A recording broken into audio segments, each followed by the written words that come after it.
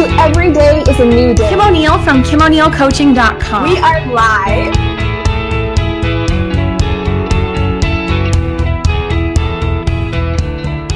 Welcome to another episode of Every Day is a New Day, the inspired conversation show about moving forward and choosing to embrace a positive outlook. If you have found us live today, then you found us on Facebook at Kim O'Neill Coaching, or if you're watching the replay, then you have found us over on bingenetworks.tv on the Every Day is a New Day channel or on YouTube. Either way, we're so happy to have you here. Please do go ahead and say hello, comment below. If you have a question for me or my guest today, go ahead and put that in because we love being able to connect with you during the show and answer your questions live. And of course, if you're watching the replay, feel free to also enter your questions because we would love to carry on the conversation afterwards as well. So thank you so much for being here. And my awesome guest today is Joie Cheng. And I have to just fill you in and let you know that, and let me take a quick look. Yes, we are showing up fantastic over on Facebook. Awesome. Well, get this though. So we have her here. She looks amazing. And for some reason, she's not able to see me. So we're just going to go with it, and she's going to be phenomenal. And hello, Joie. Thank you so much for being here today. Thanks for having me on your show, Kim. Yeah, absolutely. So we are going to go ahead and I'm going to read to you her bio, and then we're going to, of course, have Joie share with us a little bit more about her. So Joie is the queen of transformational book publishing. She's passionate about helping people write and publish their books so that they can make the income and impact they desire and deserve. She believes that when we share our stories, we heal ourselves and we heal the world. So true. She's a Patrick Snow certified publishing coach. She's a best-selling author, professional keynote speaker, mentor, healer, circle facilitator. I totally want to hear more about that, Joie. And a trained yoga teacher. She's the best-selling author of The Naked Truth, A Woman's Journey to Self-Love, which is about her personal journey of healing herself naturally from deep depression and suicidal thoughts through self-love. And I'm so excited to hear more about her story. So again, welcome, Joie. Happy to have you here. Thanks, Kim. Yeah. So that was just you in a nutshell. Will you please go ahead and elaborate and tell us more about your background and what got you to where you are today? Sure. So in my 20s, I went through a period of deep depression and suicidal thoughts. There were days where it was really hard for me to get out of bed, and I would have trouble. I would go to work and I would think about, I would cross this bridge on the way to work, and I would often have thoughts like, I wonder what would happen if I jumped off this bridge. Right. So, it was a really, sad, dark time in my life, but it was also very confusing because there was nothing that would make it seem like I should feel that way. It wasn't like, things were really bad in my life.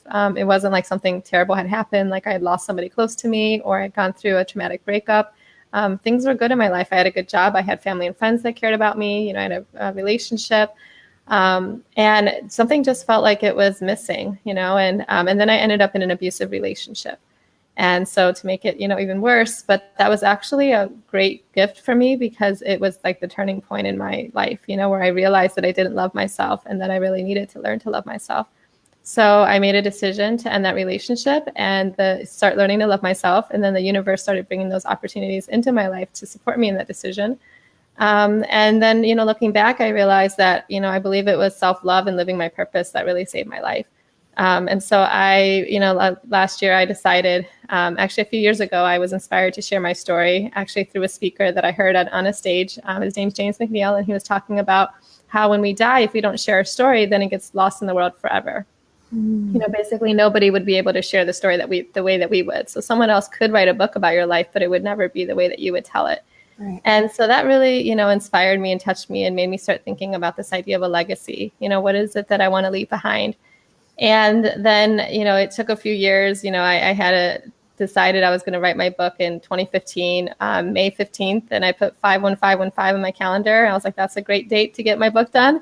But I didn't really have a plan. I just put it on the calendar and the day kind of came and went. And I realized, oh, yeah, I was supposed to write my book, that day or have my book done. And I hadn't done anything with it. And then last year I said, okay, July 17th, 71717. I like these numbers, that go together. And so I was like, okay, July 17th, I'm going to publish my book. And this time I actually did have a plan. So, I hired an editor and I made that investment in myself. And so the time and the money and, and then made it happen. And so, when I first published my book, my intention was I had a few different intentions. So one was to share my story.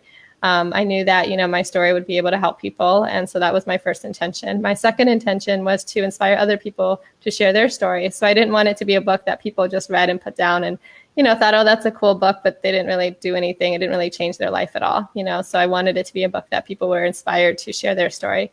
And then my third intention was to use it as a tool to grow my business. So at the time I was helping women to love themselves, to live their dream life. So that was really the focus of my business at the time. And then through writing and publishing my book, I ended up getting my highest paying client and doubling my income in 3 months. And I got on, all these podcasts with like millions of listeners all over the world. And I've also had people reach out to me and say, hey, I've got a speaking event, coming up and I'd love to have you speak at my next event. And I'd never done a speaking event before. My book launch was my first speaking event. And the greatest thing is that feeling of peace and knowing that I've left a legacy that's going to live on forever. That 100 years after I die, my story could be found by somebody and their life could be saved or at least changed. And there's such a freedom and peace in knowing that. And I was like, wow, this is amazing. I just want everyone else to have this experience. So it really inspired me to actually shift the focus of my business. So that's kind of my story in a nutshell. And I joke with people that I fell into the book publishing space because it really wasn't something that I was planning on doing. But really looking back on my life, I realized that stories has been the theme of my life. So when I was a kid, I always wanted to know what people did for a living. And it wasn't so much because I wanted to know whether they wanted to be a doctor or a lawyer, for example, but it was more like, why did you decide to become a doctor? Why did you decide to become a lawyer? It's like the story behind that. Okay. And then, my first and only job really out of school was working at Big Brothers Big Sisters. And when I was there, it's a, mentoring organization with kids. And when I worked there, part of my job, when I first started was to interview the volunteers and the families that wanted to be in the program. And so I would literally sit down for like an hour and a half, 2 hours with them and just, ask them like 16 pages of questions, like basically their entire life story. I'd have volunteers joke afterwards, like, wow, you know more about me than my friends do. And I was like, well, you're working with kids that aren't your own. So, it's really important that we take, child safety really seriously. But what I really loved was just learning about people's stories, because stories is how we connect with each other. So. Yeah. I love that. Wow. Okay. So I absolutely have questions for you. But before we get into that, I know we have some new viewers with us. So please do go ahead and say hello. If you have questions for Joy, go ahead and put those down below. And then just a little tidbit. Unfortunately, Joy cannot see me. So just know that she's not able to interact visually with us today, but she's doing a fantastic job because we can see her and it's awesome. So, okay. So yeah. Joy, I love your story. I want to go back to the very beginning. You mentioned about before you were in the abusive relationship, you were having these suicidal thoughts, but there was nothing else in your life that quite, indicated that would be the conclusion. You were, she's thinking about suicide because of this or that. Looking back now, I know you mentioned self-love, but was there something else that you were able to attribute to why you found yourself, having these suicidal thoughts?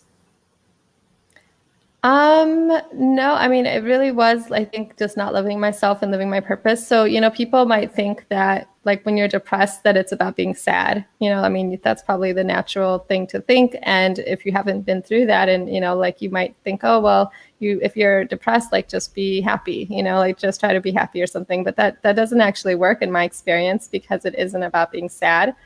So I've heard that depression is anger turned inwards.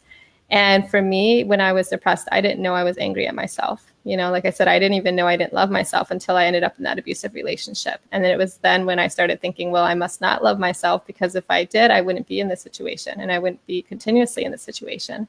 So I was in that relationship on and off for 4.5 years. And so it really just shined a light on something that I wasn't aware of. And I actually projected that onto other people. So I thought other people didn't care about me. And then I'd get like upset that they didn't care. And then like not realize that I just created that belief, and I think that's really common, right, for people that are depressed is to think people don't care, which is why if people do kill themselves, that, sometimes people can think, wow, that's so selfish, but they don't really understand that, they don't want to like die. They just don't want to be in pain anymore, you know, and I have a lot of compassion because I've been in that situation. So like, I understand, you know, but my hope is, I mean, I never went through therapy. I didn't take medication. And I think that, you know, that can be helpful for people, but, you know, hopefully through my story, you know, I just show people that there might be a different way. Absolutely. So there was a lot of anger there for you. I know that when I was first experiencing this awareness of, oh, I don't love myself, I realized I didn't really know what self-love even looked like or meant. Did you find yourself in a similar, you know, thought process going, well, what does self-love look like? Or how do I start to love myself? Yeah, it wasn't, I mean, I didn't sit there thinking about that because like I said, it was more things just started coming into my life. But it was decision. But what really helped, you know, start that process was me being introduced to my energy healing. So one of the forms of energy healing that I do with my clients sometimes is called matrix energetics. And it's, you know, it just basically started getting me thinking about other possibilities because we tend to think that things are either good, bad, right, wrong. Like we think that we live in sort of a world that's just two options, you know, like we don't realize sometimes that we live in a world of infinite possibilities and that, you know, we create our reality through our thoughts and through our beliefs and that's just that our beliefs are not true. They're just what we choose. Right. So, and a lot of times we don't realize we're choosing them. So that's the first step is the awareness of, you know, that we get to choose our thoughts. Right. And so I realized that there were certain beliefs that I had that were putting conditions on my happiness. So for example, I had a belief that if I just got married, I'd be happier. And I also had a belief that if I was single, I'd be miserable. And so, you know, I started questioning these beliefs. I said, well, how do I know that getting married is going to make me happier? You know, I'm sure there's a lot of married people out there who are unhappy. I mean, there's a 50% divorce rate, right, in our country. So, and then I said, you know, how do I know that being single is going to make me miserable? What if being single was the best thing that I ever did? And so I had this pattern of being in long-term relationships, going from one relationship to another and not really being single because I was afraid of being alone, you know, because of some stuff that happened as a kid, you know, feeling abandoned, you know, by one of my parents. And so I realized that I needed to, you know, learn to just be okay with being single and be happy being single and start learning to love myself. And then only get into a relationship with somebody because I wanted to get to know them more, not because of anything that like out of a fear of being alone, you know? So, so then when I made the decision, then, you know, so that was like one of the things is the, you know, understanding of our beliefs and that we can shift those beliefs. And also another thing that really helped me was my spirituality. You know, it's like, I believe that we are spiritual beings having human experiences, that we're not human beings having spiritual experiences. And that, you know, we really are souls that live forever, that we are just these fields of energy and that these bodies we have are temporary, that, you know, we just, when we die, we don't actually die, we just change form. And because of that, then I also believe that our thoughts aren't, you know, they're not the truth of who we are. They're just thoughts. You know, a lot of times they're thoughts that we've learned from, you know, our parents, from culture, you know, they're not true. Right. And so if you understand that, it's a lot easier then to like not be in pain, I think, because a lot of the times the thoughts that we think that are negative are the thoughts that we start, you know, when we attach to those thoughts, then we suffer, you know, so. Absolutely. Yeah. So in what ways do you know, what kinds of things do you do for yourself to be more loving to yourself today? So, you know, one of the things that I did was I would spend every day, I would write down one thing I loved about myself, at least one thing in my journal. And then I also found a Facebook group called 100 Days to Self-Love. And so the goal was to do that every day for 100 days. And to be honest, when I started it, I was like, I don't know if I can do this. Like, I don't know if there's 100 things to love about myself. You know, it felt like this really big stretch. And I did it because I was like, okay, well, I'm willing to give it a shot though, you know? And so I started doing the practice and, you know, I found not only 100 things, but I went on and did over 365 days. And I don't even know how many days I did it. And what I realized is that there's an infinite number of things to love about myself, you know? And I think that the same is true for all of us. And what I love about that practice is that it's really like understanding that you love yourself now. Like there's things that you love about yourself now. You know, so you don't have to start with the things that are really difficult. You can start with the easy things. So you can start with like, I love my hair, I love my eyes, or, you know, like things that are really easy for you to love. And then eventually the goal is to get to the things that maybe you don't really want people to know about you, you know, the things that are kind of quote unquote negative, that when you're willing to embrace those things, and that's really what self-love to me is about. It's about, you know, honoring the good and the bad, like the light and the dark. Awesome. Yes. I love it. Well, hello to those that are with us live. I see we've got Rick and Renee, and Serenity from Australia is here. And Serenity says 100 days of self-love. I love it. And yeah, I can see the comments, so that's good. Oh, you can? Okay, good. Okay. Yes. Okay, good. I'm glad you can see that. So, okay. And thank you for giving some examples too of things that you would start loving, because I know if you're not in the habit of doing that, it can be really challenging to go, I don't know, what do I like about myself? And just, it can be really challenging. So, okay. So 365 days of that. Wow. And did you stop there, or did you continue on even after that? I kept going. Like I said, I don't even know how many days I did it. But, and the beautiful thing is, like, it's something where, once you do it for a while, then, I mean, not that I'm sure I could benefit from still doing it. And there's times where I still, have to come back, but it's like, you don't have to do it forever. And they'll be like, you'll see the progress. And, it's like, it's a journey, but you can definitely, get a lot further. So I feel like I'm so much further than I was before, and there's no destination, so it's a constant process. But yeah, so that is really, a great practice because of the consistency. I think, like with anything in life, right, in order for you to experience changes, it takes time, it takes consistency, it takes doing something every day. I mean, they say it takes 21 days to build a habit, right? So yeah. But yeah, when you do that, over time, like, you're going to see a difference, and it may be subtle, like you may not even notice, but then after a while, you'll be like, wow, like, I don't think that way about myself now, or, so it'll start shifting the way that you think. And especially if you do it at night, then your mind's going to be looking for things during the day to love about you, because it knows that, you're going to be writing that down, or you're going to be posting in the group. And there's something about community, for me too, that was important for me, was that, going through that period of depression and suicidal thoughts, it was actually like, I actually learned to love myself in community. And some of it was physical and some of it was virtual, but I know that when you're depressed, it can be hard to reach out, but if you can find people, like a community to support you, I mean, the great thing with virtual is you don't have to go anywhere. And, these people, like, they don't really, you may never meet them, right? So it's like, maybe there's not as much to be afraid of, to like kind of open yourself up. But I think it's great, because then you can see like what other people love about themselves, and it can spark your, thoughts for you. And there's just something really powerful about being in a community with people that are on the same path as you. Yeah, absolutely.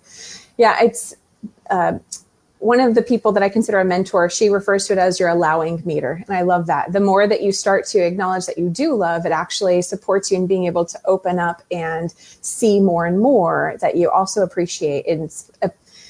In the sense of, if you don't allow yourself to receive things, that by acknowledging those things that you do like about yourself, or let's say someone does a gratitude practice every day, you are expanding your allowing meter. The more that you focus on those good things, it opens you up to be able to receive more and more. So I love that. Yeah. So I love that. Yeah. So go ahead. Oh, I was going to say that's actually that's another thing that helped me too, was a gratitude practice. So I would also, write down at least one thing I was grateful for every day. And there's a Facebook group called What Am I Grateful For Today? And so that was another group that I found. So I would post something in that group every day as well. And so like you said, I mean, yeah, being grateful is something that we hear so much, but it really does work. It shifts your mind set, because a lot of times it's so easy to focus on what we don't have, rather than what we have. And when we do focus on what we have, then, like they say, you have more to be grateful for, right? So it really does make a difference. Yeah. Also, if you for someone who wants to do one of those, 30-day challenges, or, maybe it's a 365-day challenge, but it's that commitment to continuing to do it. Like you said, your mind is going to look for those things to be grateful for. So it's like whole rewiring of the brain just by making that commitment to start to do that. So. Right. And now I feel like I need to go find a 30-day challenge or something, or create one myself so people can do that. Yeah. So I love that you're doing more speaking and sharing your story and acknowledging the importance of that. What was that like for you the first time?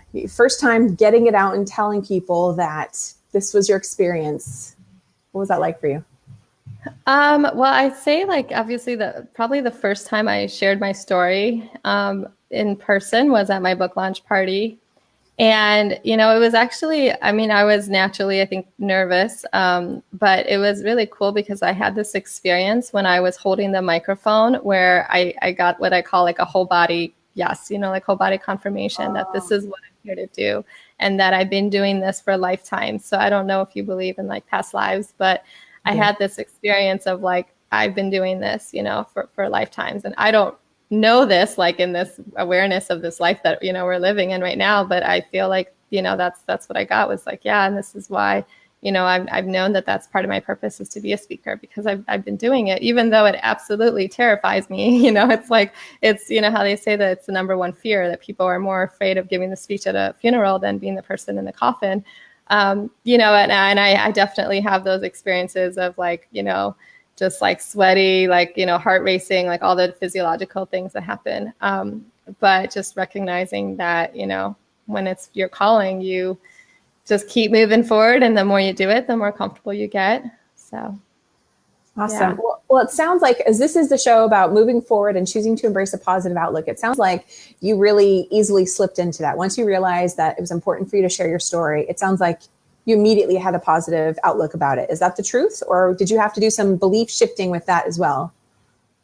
No, I think and when it's your story, I mean, you're an expert in your life, right? So I think that it's easier when you're talking about something that you know. So yeah, and it was amazing just to, you know, be able to share my experience with people and to see their reaction. I mean, one of the women, she was like crying and I was like, oh, is she okay? But it just, you know, I talked to her later and realized like she was just really touched by what I said. And so it was just, yeah, it was great to be able to share that. And there's something powerful and healing about writing our story, but there also is really something powerful about speaking it, you know. And when I recorded my audiobook in my closet, and I was actually naked, it's funny because when I posted it on Facebook, people were like, inquiring minds want to know, did you do it naked? Because, you know, my book's called The Naked Truth. And I actually did. I was like, yeah, no, I did it naked because it was like during a heat wave in San Diego, it was 90 degrees. And, you know, I couldn't have any of the windows open because I didn't want any of the sound to affect, you know, the audio. And I couldn't have the air conditioning on, even though I don't even have air conditioning. So even if I did, I wouldn't be able to use it. And so I literally had to like take breaks and go stick my head in the freezer just to like cool off. And so that's a little bit of a funny story around my audiobook. But yeah, it was really healing to be able to speak it. And yeah. I like it. So yeah, that is a fun story within a story. That's awesome. So I wanted to ask you, yes, as you've told your story, you know, what other experiences have you had with people coming up to you and giving you feedback? Is there anything memorable that you'd like to share? Yeah, so I actually had a woman that shared, it wasn't really like up to my face, but she actually commented on Facebook because she was going to an open mic. And she was at an event where I actually was a vendor and I was selling copies of my book before my official book launch party, my, you know, in-person book launch.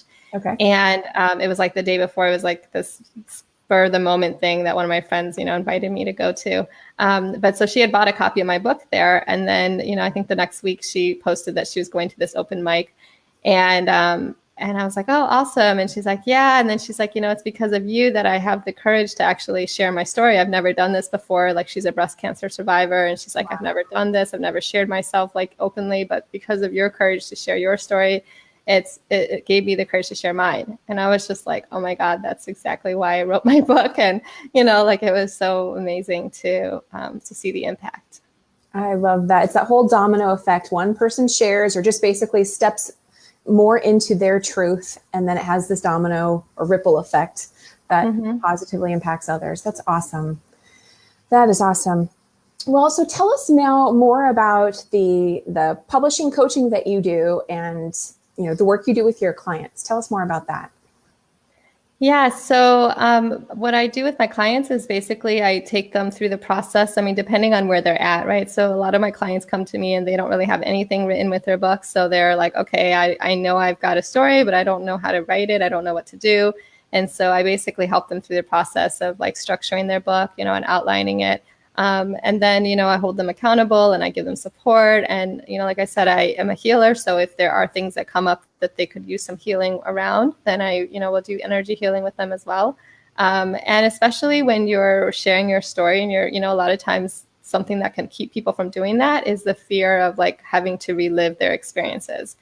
And, you know, to be honest, you might have to do that. But that's what I'm there for, is to hold that space so that they're able to get through that experience and realize that they are stronger, you know? Yeah. So my battery is at 13%. I feel like it might, like turn off soon. So do you mind if I just go and get my charger? I'm like, so sorry. It was at like 67%. So I totally thought I'd be fine, but yeah, go right ahead. It's giving me that warning. So I'm afraid I don't want it to like shut off on you. So I will be right back. So this is what happens at a live show, right? Yeah, it does. Clearly. Okay. It's all good. Go ahead. I will be right back. Okay. So while Joy steps away, I see here Serenity is mirroring my sentiments about, I was thinking the exact same thing, Kimoniel. I also now feel like starting a 30-day gratitude challenge. I agree, Serenity. I was actually thinking about that earlier, and then here we are with this conversation, right? I love how things link up. So anyway, so for anybody who's new watching us today, unfortunately, Joy is actually also not able to see me. So for some reason, we're not quite sure why that occurred, but just for your knowledge. And it doesn't look like I will be. Hey, Joy, can you hear me again? Hi. Yes, I can hear you. Okay, awesome.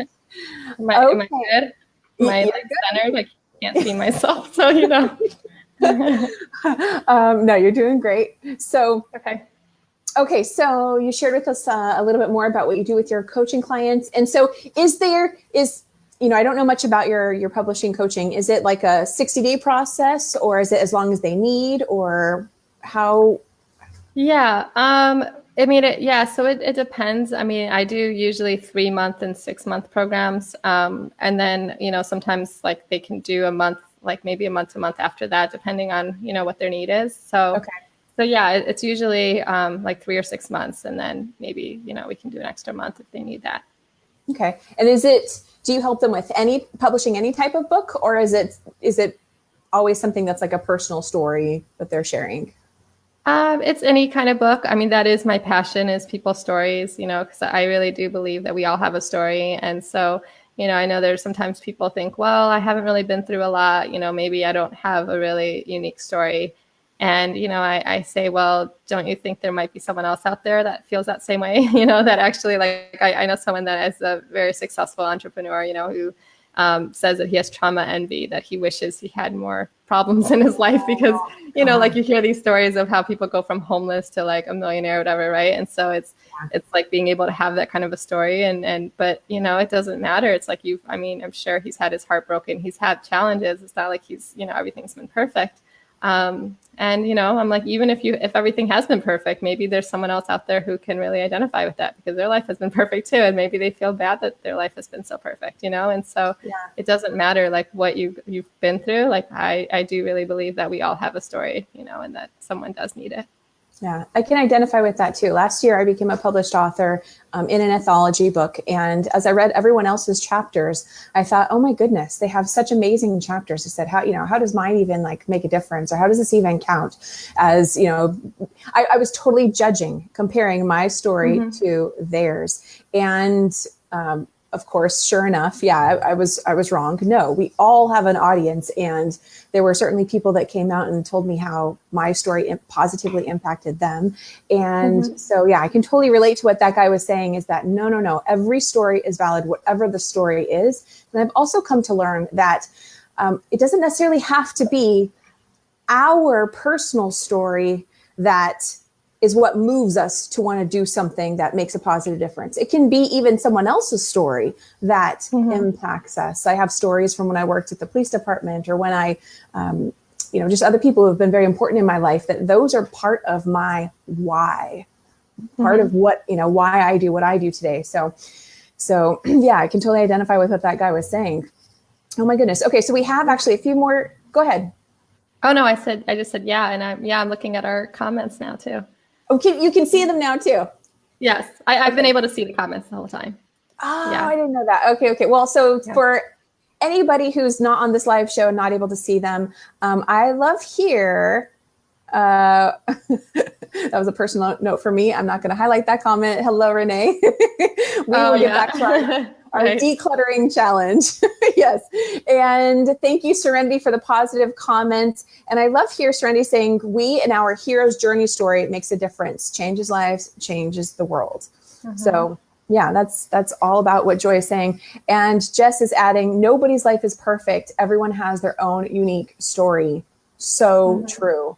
Yeah. So Joy, is there, let's say there's someone out there who's thinking about writing their first book and they're sort of in this limbo state, again, even though we can say, nobody's life is perfect and everyone's story is valid, maybe they're still struggling internally, trying to, gain that courage and that confidence to say, okay, my story is worth sharing and I want to take that next step. What advice or perspective would you like to share with them to support them in that? I would just say to go for it. I know that it can be scary to put yourself out there, but to know that you do have, the ability to impact somebody else's life. So just be willing to share your story because you just never know who you could impact. Yeah. The phrase leap and the net will catch you. I mean, that's like scary as heck for sure. Right. But that's what's coming to mind here for me. If someone's in that situation, I know how scary that is. But I think it's, that's why it's, important to have someone to support you. I mean, to be honest, I don't know if I hadn't hired my editor, if I would have been able to do it, or it would have taken me a lot longer. It took me 3 months, and because I had that support and because I had, other mentors and then a mastermind group, I had all this support around me. And so I would say definitely don't try to do it on your own to get that support, because it'll make it so much easier. And really, in anything, in my experience in life, it's always the fear is greater, the thought of doing the thing than the thing itself, Yes. So it's once you actually do it, you're it wasn't that bad, right? I literally had so much fear, putting my story out there and going, oh my God, people are actually going to read this, as I got closer. I mean, it, but it doesn't really feel real until you start to get closer. And then when you start putting it out there and you start asking for endorsements and, you start sending out that first chapter, and I'm like, oh shit, people are going to read this, and then it's wait, is this actually any good? And then, you get to the other side of it, and it's I literally can't find the fear now, and I don't know about you, but I mean, it's a constant process, and there are moments that things come up. And, a few months ago, I had an ex-boyfriend reach out to me and on Facebook and, say oh, I just happened to look at your page. I just felt compelled to look at your page for some reason. And I saw you wrote a book, and congratulations. And he's I'm going to go and buy a copy to support you. Aww. And you know what my first thought was? What? Oh shit. I was seriously shit. So I go and I read the chapter, because I know I basically write about all my exes in my book. So I go and read the chapter about him to remind myself what I wrote about him. And I was okay, just awareness of the next level, right? I'm okay, so I'm noticing there's fear. Okay, there's still an opportunity for growth and healing here. And I was I can't control how people respond, right? All I can do is put myself out there and put my truth out there. And I do kind of say a caveat in my book where I share that, this is my truth. It's not the truth, but it's my truth. It's my story told from my perspective. And that I recognize that my truth may hurt other people, but that's not my intention. And, I don't think that I throw him under the bus, but the thing is, he was the abusive relationship I was in. So I don't know, for people that, it can be hard to identify as being an abuser. So I don't know if he identifies as that, and it's not my job, to Is it safe right? to say that you didn't hear from him afterwards? I didn't. I believe he did buy it, because I checked, and you can see your when people buy your book on Amazon, but you don't know who buys them. So there was a sale that day. So it may be a coincidence, but probably he did buy it. So I mean, I'm I'm not gonna ask him, but if he responds, cool.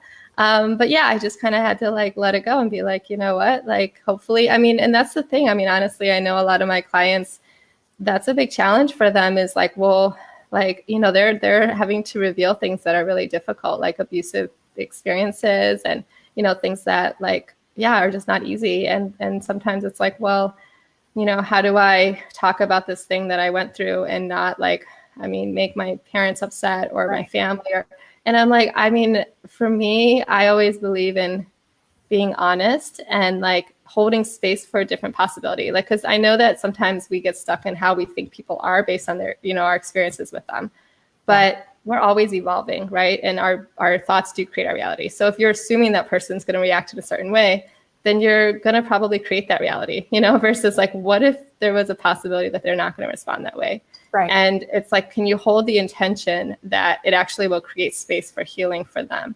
And I have a mentor who, in her book, she talked about her journey and how, when she was a kid, I mean, her mom left her family and she felt abandoned, but now she has a really great relationship with her mom. But, when she was younger, she didn't.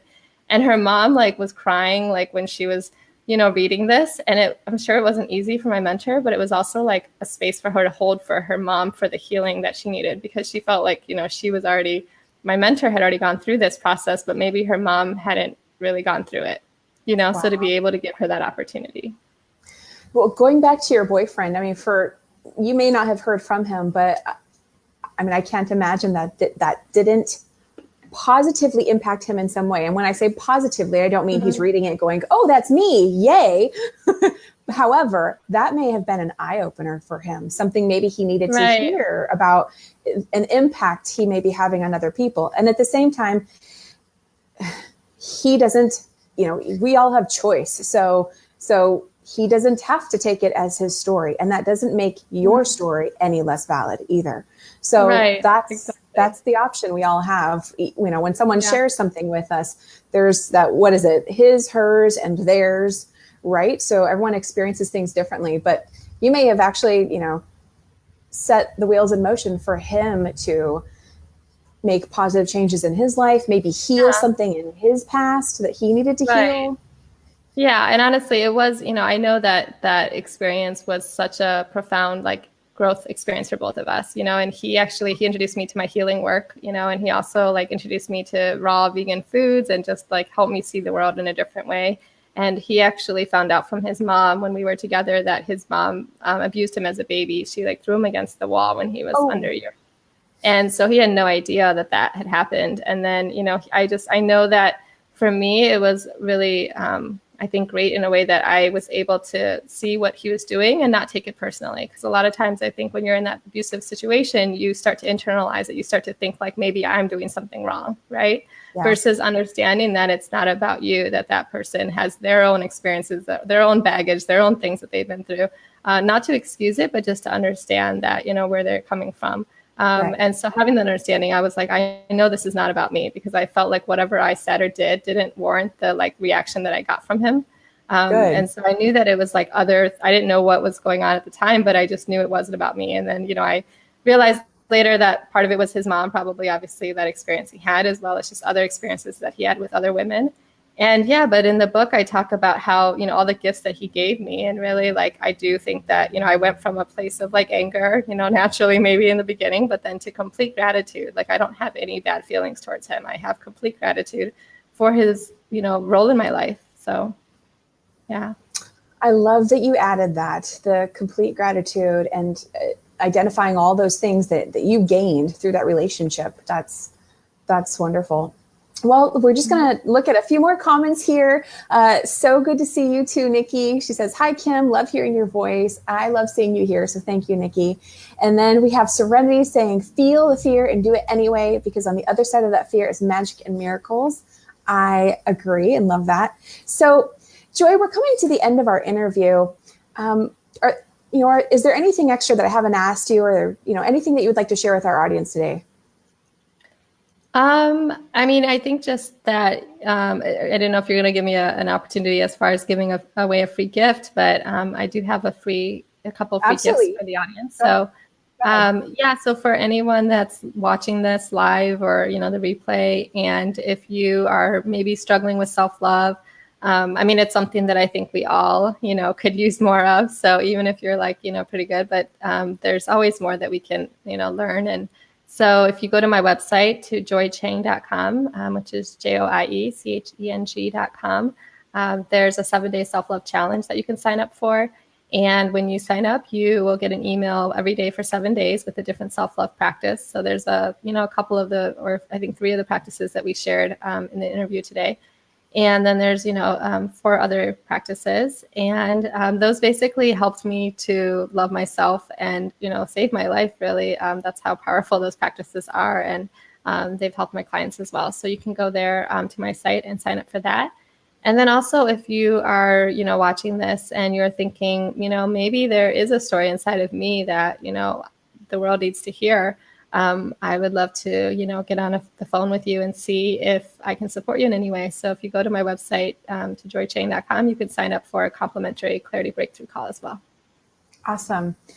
And that website, let's just go ahead and announce it. So joiecheng.com, right? Okay. And she's also on Twitter at selflovehealer and on Facebook as well with your name, Joie Cheng. Yep. Awesome. Okay. Well, it doesn't look like we have any other comments today, so we're going to go ahead and wrap up. Thank you so much for being my guest today, Joy. I love your story, and I love the way that you share it and that you highlight the importance of sharing stories so people can get it out of them and help other people heal through the sharing of the story. So thank you so much for being here today. Yeah, thanks for having me again. You're welcome. And so for all those that are watching today, I love having you here. Do go ahead and share this interview out. If something that's been shared today from Joy, myself, if you found that to be beneficial for you, please go ahead and share it with others so that we can also make an impact with them as well.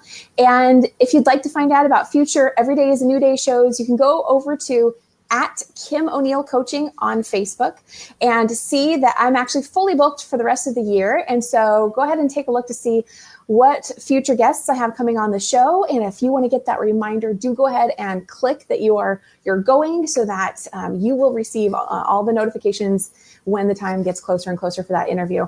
And then you can also find more about me and the coaching that I do over on KimO'NeillCoaching.com, ONEILL. Remember that every day is always a new day. Every moment is a new moment. And it's all about those choices that we make that support us and being able to experience that newness. So maybe it's something as, let's start to be more gratitude or start to acknowledge the things that you actually like about yourself. Or maybe it's let me surround myself with other people who can support me as I start to make new choices and new decisions to help you move forward. And just know that you're always loved and there's always hope. So with that said, that is the end of our show today. Thank you for being here, and we'll see you next time. Bye for now.